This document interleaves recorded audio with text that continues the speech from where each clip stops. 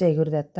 శ్రీమద్ భగవద్గీతలో భగవానుడు ధర్మం కోసం చేసే ప్రయత్నంలో ఓటమి లేదు అనే విషయం చెప్తూ ఈ శ్లోకం చెప్తున్నారు.